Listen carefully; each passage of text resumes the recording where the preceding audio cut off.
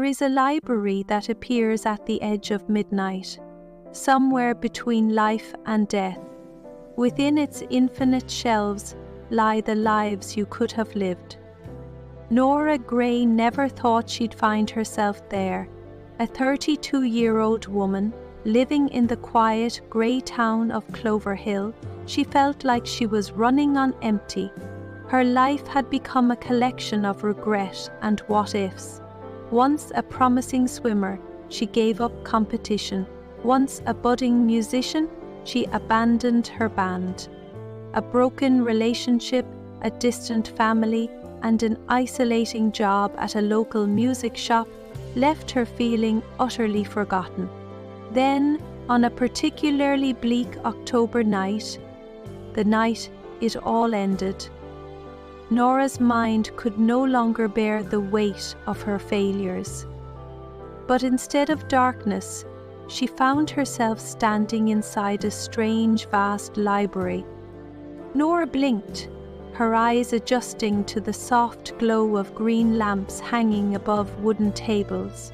A dusty, comfortable smell filled the room, a smell of old paper and time itself. "Nora Gray," a voice said behind her. Turning, she saw Mrs. Winters, her school librarian from when she was a child. She looked exactly as Nora remembered. Neat grey bob, glasses perched on her nose, and a cardigan draped over her shoulders. Where am I?" Nora asked. "This is the Midnight Library," Mrs. Winters said with a smile that was at once kind and mysterious. "You stand between life and death, but here you have a choice." At her silence, Winters peered down at her truly and recognized her intention to meet her spirit of the past. Nora's brows furrowed. What choice? Mrs. Winters gestured to the endless shelves. Each book glowed faintly, as if alive. "Every book here is a life you could have lived. If you open one, you will step inside that version of yourself. If it suits you, you may stay." Nora stared at the books. Infinite versions of her life? She wasn't sure whether to feel hopeful or terrified. "Start with a regret," Mrs. Winters suggested gently. "Choose something you wish you'd done differently." Nora's first regret was easy to identify. She had quit competitive swimming as a teenager, right before she was scouted for the Olympic trials.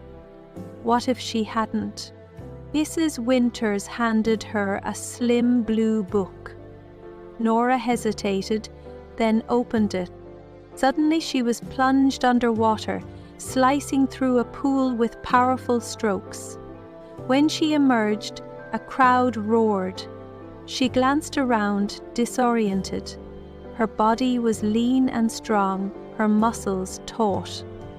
She looked up at the scoreboard and saw her name, Nora Gray, first place. She was an Olympic gold medalist. At first, it was exhilarating. "I thought this would make me happy," she whispered into the silence. The book slipped from her hand, and she was back in the Midnight Library. Mrs. Winters was waiting. Not quite the perfect life? Nora shook her head. What else is there? The next book was green and worn. It represented the life where Nora had stayed with her band, the Fireflies, instead of walking away when they struggled. She sat on her bed. Nora blinked and found herself on stage in a crowded stadium.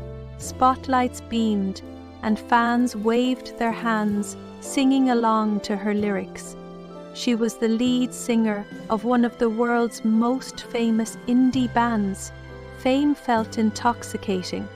After the show, she was whisked to a lavish after-party. Celebrities surrounded her. Drinks flowed endlessly, and someone handed her a guitar to play an acoustic song.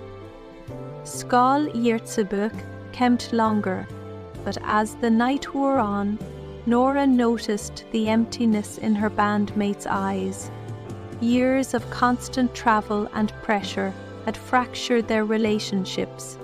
The music had become a machine, devoid of joy. Alone in her penthouse suite, Nora felt hollow. Book after book, life after life, Nora explored her regrets. In one life, she married Dan, her ex-fiancé, and became a mother to 2 children. The warmth of family dinners and bedtime stories brought tears to her eyes. Yet as the years passed, Nora discovered a quiet longing for something more. Her identity felt consumed by her role as a wife and mother. In another life, she was a philosophy professor, guiding students through existential questions. She was respected and fulfilled, but she spent too many nights alone in her small apartment. Each life revealed something to Nora. Happiness was not a single destination. Every choice came with sacrifice. At last, Mrs. Winters handed Nora a small blank book. This is your book of regret. Every life you've explored has chipped away at its pages. Open it. Nora opened the book. To her astonishment, many of the pages were now blank. The regrets that had once haunted her had lost their power. I've lived so many lives, Nora said softly, but I still don't know what's next. Mrs. Winter smiled. Perhaps the life you're meant to live is the one you left behind. Nora frowned. But that life was miserable. I was miserable. Were you? Mrs. Winter said kindly. Or were you simply blind to its beauty? Nora awoke in her small, messy apartment in Clover Hill. The clock read 12:01 a.m. Everything looked the same, yet everything felt different. The world seemed brighter, sharper, and full of possibility. Nora realized that while her life wasn't perfect, it was hers to shape. She still had time to mend broken relationships, to pursue passions, and to find meaning. The Midnight Library had taught her an invaluable lesson. Regret is only the past weighing down the present. True happiness lies in embracing the life you have while making room for hope.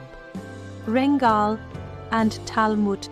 From that day on, Nora approached her world with a renewed spirit. She called her brother, patched things up with her old bandmates, and even started swimming again, just for herself. She no longer wished for other lives, because this one, her life, was filled with endless possibilities. And that's the thing about life, Nora whispered to the stars one evening. As long as we're breathing, the next chapter is still unwritten.